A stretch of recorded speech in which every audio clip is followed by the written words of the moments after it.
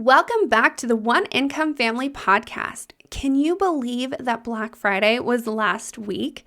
Tell me, how did your Christmas budget hold up? Come on over to the free Facebook community, of which you can find that link, in the show notes, and share how things went with all the sales. Was it crazy? Was it awesome? Did you get all the sales that you were planning on? Did you go over budget? Did you go under budget? Share everything. I want to hear it.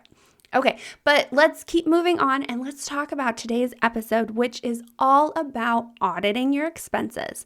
Now, I know that this can sometimes be a scary word, so I don't want you to freak out, but in all reality, it's just a tool that you can use to make smarter, more concrete financial decisions that will take you further on your journey and really start you off on the right foot, which you can do at the beginning. I advise doing it at the beginning. You can also do it at any point throughout your journey whenever you feel like you really need to see what's going on and you're uncertain of how things are going. Some people do it yearly, some people do it quarterly, whatever makes you comfortable and you feel like you can get the most out of. So go grab your never-ending laundry pile. I mean, seriously, does it ever go away? And let's dive into why you should audit your budget. Hey friend, welcome to the One Income Family Podcast. Do you live primarily on your husband's income and find it hard to save or get out of debt? Are you constantly searching for ways to cut costs, live frugally, and do things on a budget? Do you have big dreams only to be stopped by overspending and loosely following your budget? Hey, I'm Molly, and I too have struggled with living and growing a family on one income. But through trial and error and a lot of help from God, my family and I have learned how to live abundantly on less. This podcast will bring you a Christ-centered, simple, and frugal lifestyle, along with how to budget so you can follow it, and time management tips that will transform your budget and your home. So go restart that laundry, grab your Bible, and let's get budgeting. So you think budgeting is time-consuming, difficult, and, boring? You're a stay-at-home mom who doesn't have the time to sit down and recreate the budget every single month. It's not something you enjoy, and you find you have to really drag yourself over to the computer to complete your monthly budget, tracking, and paying the bills. Trust me when I tell you, your budget does not have to look like this. After working with me, you will find that you can complete your budgeting routine, after the initial setup, of course, in less time than you thought.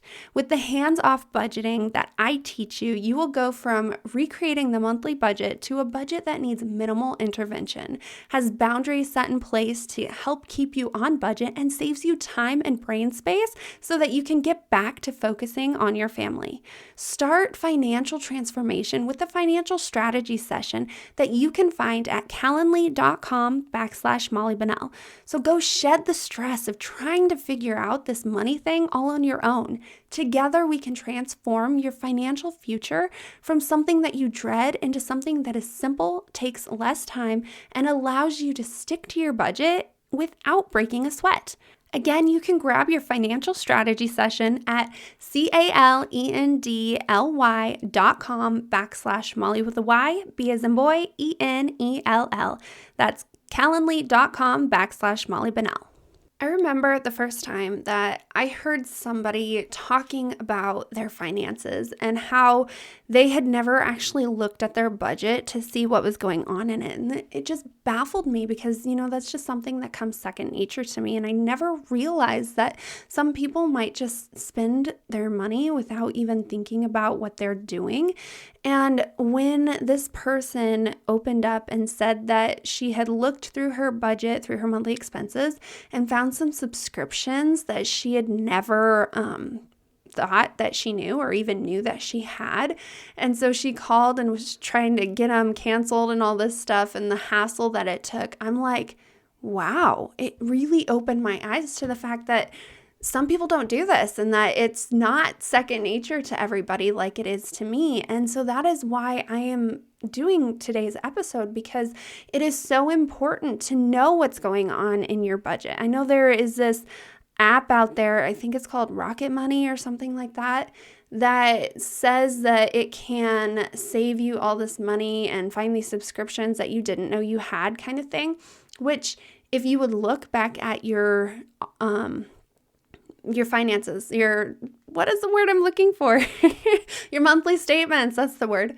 If you look back at your monthly statements, you'd be able to see what's coming in and what's going out, which I know when you have everything in one account, it can be really overwhelming. I have more than one account, which is something that I suggest and something I teach on and train about and explain to you like how many accounts you should have and really help you figure that out to make it custom to your own family and your own financial situation. So not everyone's cut and dry the same thing, but I do really help you figure out how many accounts you should have. So I know that when it's all in one account, it can be overwhelming to go through and really separate things out and know where everything's going and why it's going where into each category in your budget. But you can also look through that and really just see these subscriptions that maybe you don't have. And that's why I think it's so important to do an audit. And no, I don't think you should do it monthly. If you are tracking your expenses, then it makes it so much easier to do the audit when you actually sit down to do it. You don't have to do the whole tracking part of it. But actually looking at your expenses, that's essentially what an audit is just looking at your expenses and seeing where your money goes. And that is the most important thing, which is point number 1 that I am talking about today, is just to know where your money's going. When you do a audit on your finances, it really opens your eyes as to where your money's going, and it helps you decide whether or not you should continue, staying in that expense or keeping that expense, or whether you should get rid of it or not. Because when you don't know where your money's going, then you could be giving somebody money that you didn't even know you were giving them. Like it's silly to think about that, but that's what this person was doing. That when I finally realized that people don't do this on a regular basis, and she was telling me that story, I was just so flabbergasted at the fact that she didn't know what was going on in her finances. And it's really what started this whole journey. Well, not the whole journey, but part of it, and really helping me to see what other people see instead of just the what comes easy to me parts of stuff. I know that's been a real struggle with me, is not expecting people to know the things that I know.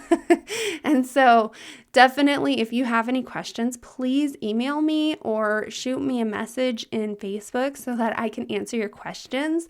Because when you're the one that knows what you're doing, it can be a struggle sometimes to see what other people are struggling with. So please send me questions so that I can help you. But let's keep going with this so I don't get off track.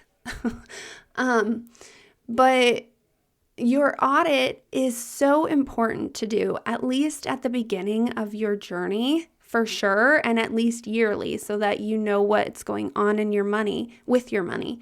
But if you do it at the beginning of your journey, it helps you not only see where your money's going in a matter of being able to get rid of things, but it helps you create your categories in which you want your money to go into or maybe not go into.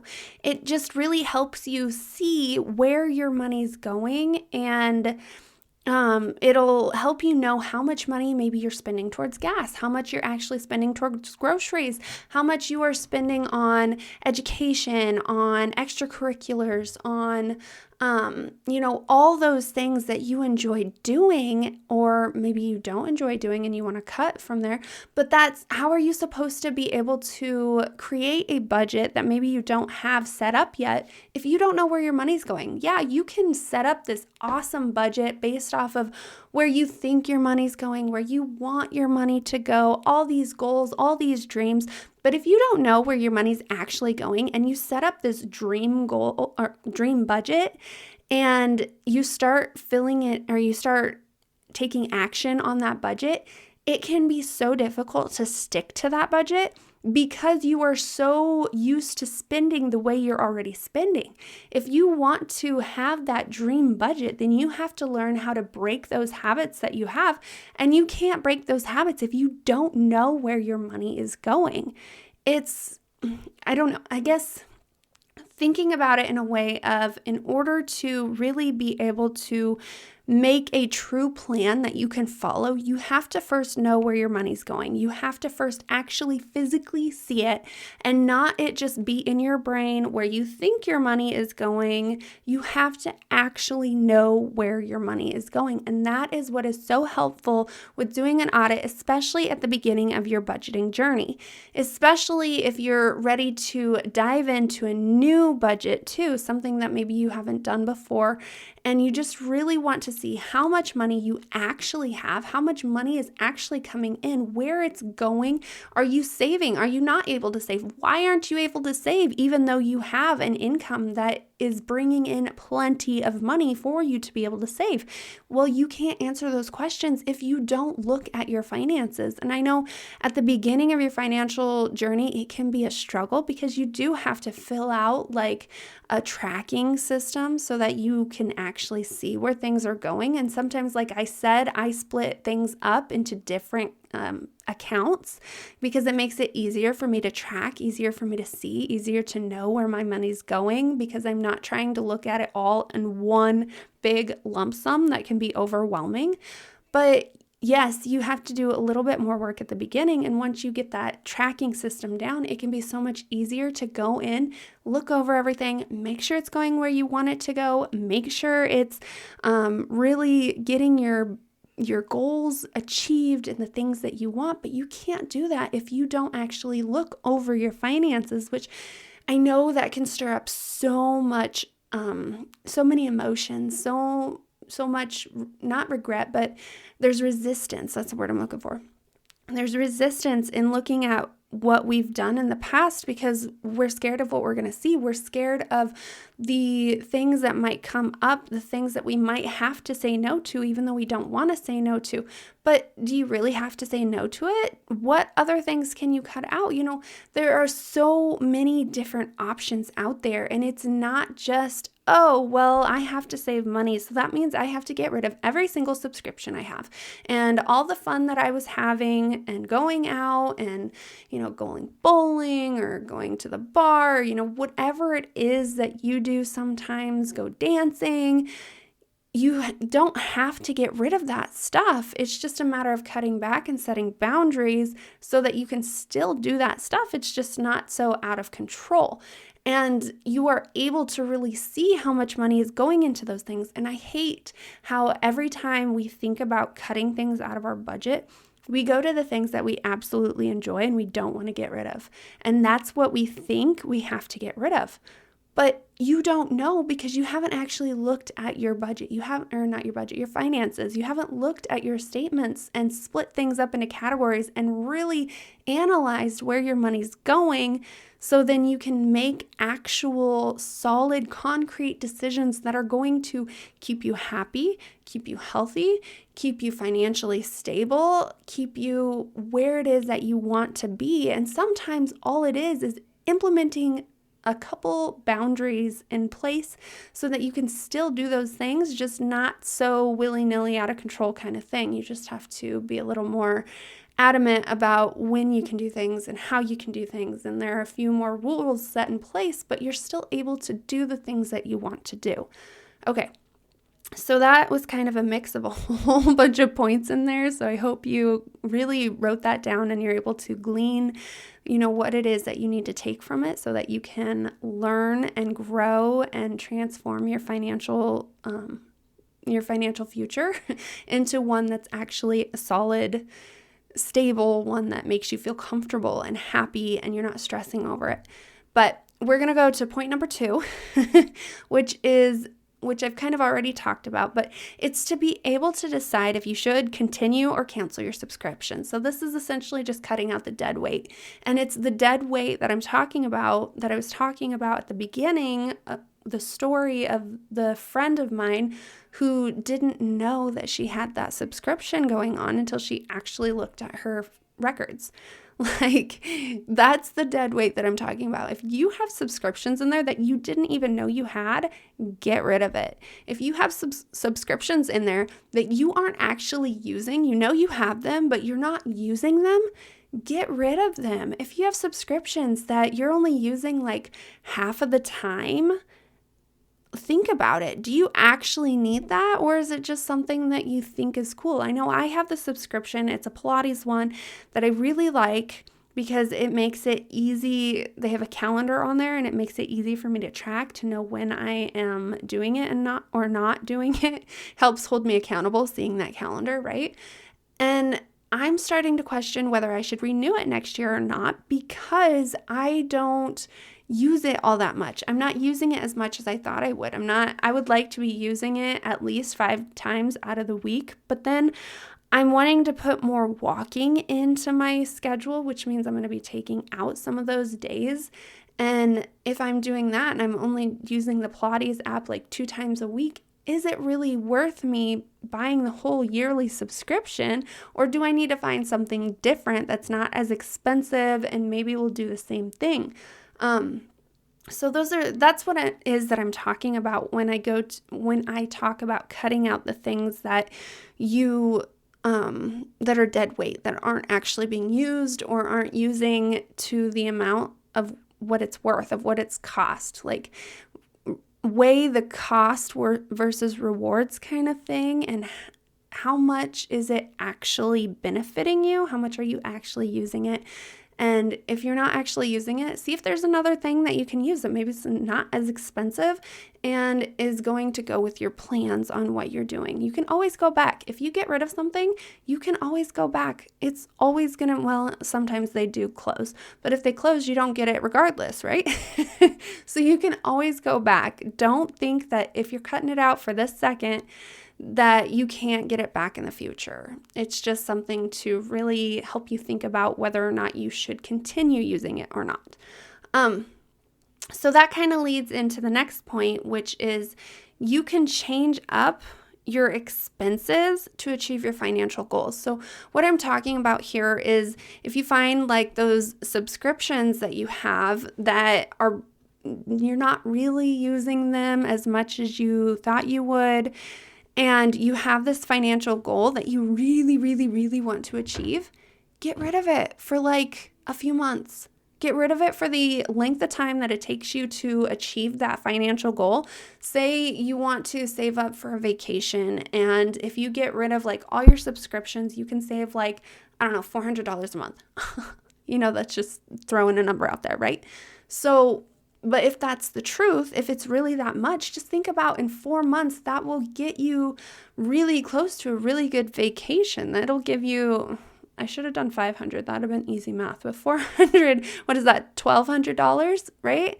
So when you are thinking about the financial goals that you have, weigh the cost versus reward of, do you want the small satisfaction of, that subscription that it's giving you right now on the daily more than you want your financial goal, like getting rid of debt or going on that vacation or saving up money for a down payment on a house or a car or something of that sort? Like, the long-term effect, can you get rid of something for a short period of time? What's your definition of short period of time? Is it a few months? Is it a few years? Really figure out what it is that you're okay with getting rid of so that you can achieve that financial goal. And I really want you to think about the fact that this all plays into your audit, because if you don't sit down and look through your finances and find out that you're putting $400 a month into subscriptions that maybe you didn't know, or maybe it's even more than that, then think of all the financial goals that you can achieve if you just cut that out for a short period of time, which again, you have to figure out what you are comfortable with getting rid of, what you don't need, what you do need, what you actually want to keep and you enjoy and you use on a daily basis. Don't get rid of that. If it's something that brings you true joy that you use all the time, don't get rid of it. Maybe if it's a short 3-month thing and you're like, I really want to achieve this financial goal, then maybe get rid of it for like those 3 months and then get it back afterwards so that you can bring that back and find something that you can replace it with for those 3 months. And then maybe you enjoy that instead of the app or the subscription or whatever it is. But there are so many options out there. Don't think that it's cut and dry. It's keep or not keep. It's that you have to, in order to get, debt gone, or in order to get these vacations that you want, or whatever your financial goal is, that the only option is that you absolutely have to get rid of everything that you enjoy. That is not true. That is not the case. But with this financial audit, at least you know what you have. At least you know how much money is coming in, how much is going out, where it's going, where it's being saved. If it's not being saved, it just really helps you understand what it is that's going on in your finances. And it will help you decide whether or not you should keep doing what you're doing or whether you should change things up.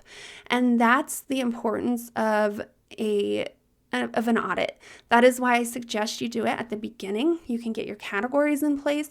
You can go through and cut out the dead weight of the things that you're not using. And then you can either leave it there or you can go a step further and figure out if your financial goal is more important than your monthly subscriptions, or sometimes it can also be loans that you have. Like, do you need to get rid of them fast? Do you not?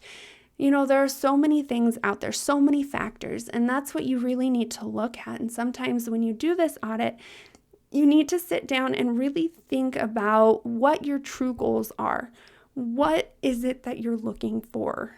And we don't want to completely cut everything out and make you feel like you have no money, like you are broke, like you can't do anything with your money. Because that's not a place that you want to live. That's not a place that's joyful. That's not a place that really gets you where you want to go. It just puts you in this place that's not fun, and you just dwell in it. And I've been there. I know what it feels like because, like I said, I'm a saver. It took my husband coming into my life essentially to really start spending my money and enjoying the money that I've made, right? And so it's okay to spend your money, but you do need to have parameters and boundaries around how it is that you can make those expenses, which that is another episode in the future that I will be doing. But right now, I don't want to get too deep into that. I just really want to stress the importance of why you should be doing a financial audit. And maybe once you get into it, like especially at the beginning so that you can get things set up, but then further on down the line where it'll be easier because again, you'll already have the steps in place. All you literally have to do is open up your budget and your tracking sheets and see where things have went. But you should at least be doing it yearly so that you can know what your financial goals are, and you can tweak things along the way. And like I said, you can get rid of something for like 3 months or maybe half a year. I know my husband and I have been talking about getting like live TV during the season of football so that my husband can watch his football instead of having to listen to it on the TV or on the radio. And then get rid of it once football season's over with, right? Which would save us money because in the summertime, we would prefer to be outside rather than inside watching TV. It kind of is just that give and take and the flow of what's going on. I know sometimes you stress over, well, if I get rid of a subscription, then I might have to, or the prices might go up and I won't be locked in at the price that I'm in. Well, that's just a fear that you don't stress over that. The prices are going to go up eventually anyways. Most likely you aren't actually locked in at a price. And even if you do, you're still going to end up saving money in the long term if you do it like what I was saying, like how I was saying, just for 6 months on, 6 months off kind of thing. And even if you're not worried about saving money, it's still getting rid of it and then bringing it back on is not going to hurt you much financially. So don't stress over that part. Just think about what your goals are and play with it. See what you're okay with getting rid of, what you're okay with keeping, what you want to actually do with your finances. So, I'm going to stop there so I don't continue to ramble on saying the same thing over and over. But I really want to invite you guys to come over and to grab a financial strategy session with me so that you can start creating these habits, get them set in place, and make the small changes that will get you closer to sticking to your budget and finding yourself able to focus on your family more than your finances. So go to calendly.com/Molly Bunnell and see if this is the change that you've been looking for. Again, that's calendly.com/Molly with a Y, B as in boy, ENEL. L. There's 2 L's there. I about spelled my last name wrong. Let me repeat that just so you've got it. That's calendly.com/Molly with a Y, B as in boy, ENELL. Okay, and on that note, I will see you next Tuesday on another episode of the One Income Family Podcast. Hey friend, I hope you enjoyed today's episode, and I pray that it inspired you into action. If so, would you take 30 seconds and share it with that friend who also lives on one income and wants to learn how to live abundantly on less? Also, please leave a quick review for the show. It lights me up to know this podcast is helping you, and it helps get the show out there to other mamas in need. All right, well, it's time to go play with the babies, so I will meet you back here on Tuesday for another episode. Peace and chicken grease, mama.